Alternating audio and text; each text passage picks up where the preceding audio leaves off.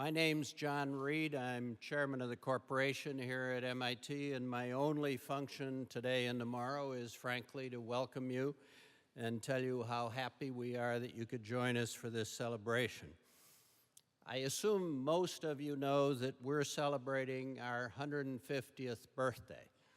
In April, 150 years ago, 21 individuals petitioned the state for permission to start MIT, and today, 150 years later, we are here and we're celebrating. The celebration is going to last for 150 days. It's going to include 5 sessions such as this. This is the first of 5. We have some wonderful exhibitions in our museum, which I would urge you to go see if you have a few minutes. And there are going to be many other things. I think David, who's going to follow me, will mention some of them. But we're in the midst of a birthday party, and we're trying to celebrate it in a typical MIT fashion. You'll see banners that are not normally on our buildings, on the buildings, and you will see all sorts of festivities during this next 150 days.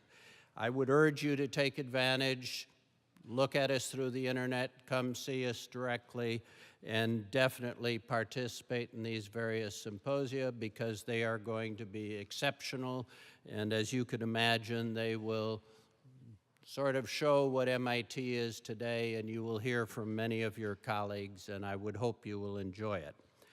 Having said that, I simply want to say that everybody in this audience knows it, but maybe the world at large doesn't.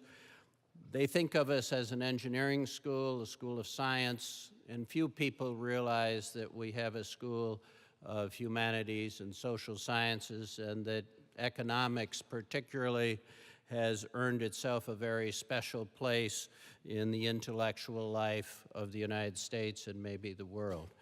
Today and tomorrow, you're going to hear from people in the School of Economics, the Department of Economics. You're going to hear also from our colleagues in the Sloan School. I think it's going to be a wonderful program, and I would hope that we're all going to enjoy it. I'm going to become part of the audience in about 2 nanoseconds here, and I'm going to hand off to Professor David Mindell, who has chaired the organizing group that's been working awfully hard over the last 2 years to make this possible. So welcome and enjoy yourself.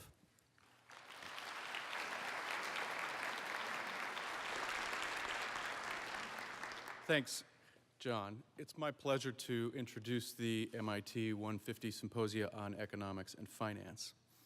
In 1853, William Barton Rogers came north from Virginia to pursue his dream of a new kind of technical education, an education that would mix the worlds of science and technology, then called the useful arts, theory and practice, and what we have come to know as mens et manus, mind and hand. Fulfilling Rogers' dream, a few years later, the governor of Massachusetts signed MIT's charter, April 10th, 1861, creating this unique, innovative, and educational institution. Actually, it was a time when the T in MIT was one of the earliest uses of that then very new word, technology.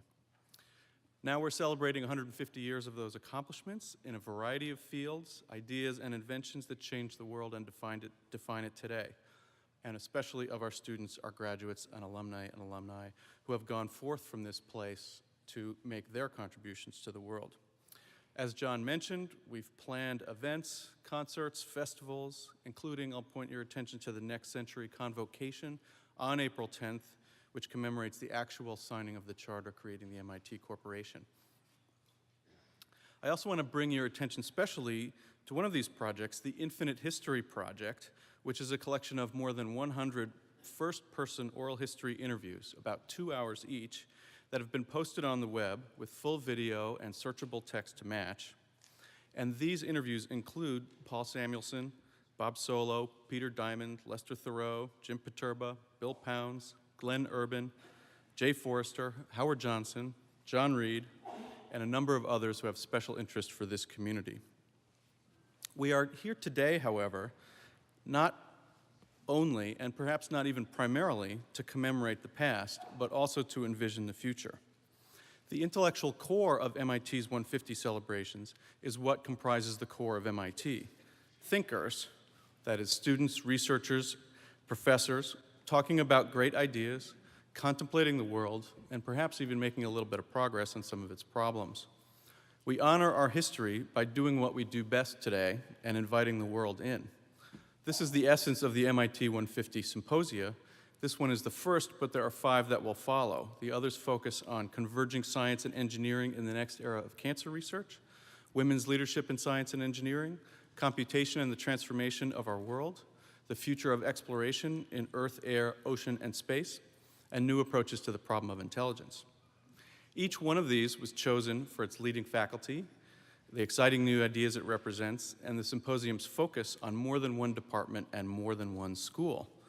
Of course, they in no way cover the full range of research that goes on here, but they all represent cutting-edge work that epitomizes the best about MIT.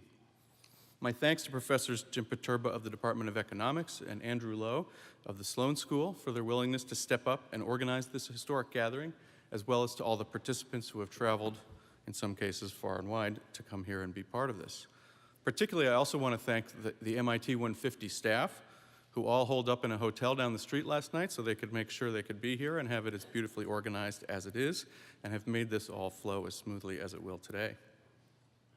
As chair of the MIT 150 Steering Committee for the last few years, and as a historian of science and technology, I've become something of a student of MIT's history.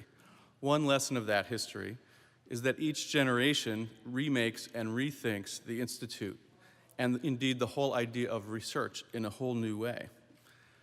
We argue that now is one such time. It's a time of economic uncertainty when some question the values of higher education and research, and some even reject their basic assumptions. But it's also a time when the products of our work, whether as fundamental discoveries, new products and inventions, and social and economic analyses, have never been more needed. My hope is that then, over the next couple of days, while the panelists and the audience are discussing the very important topics at hand, you will also think about and help us articulate the value of research, again and anew for this coming generation, and help us imagine the future of this great institution and what it can offer the world. In that sense, the MIT Symposia will be not only a commemoration, but also a kind of a call to action. Thank you, and I'll turn it over to Jim.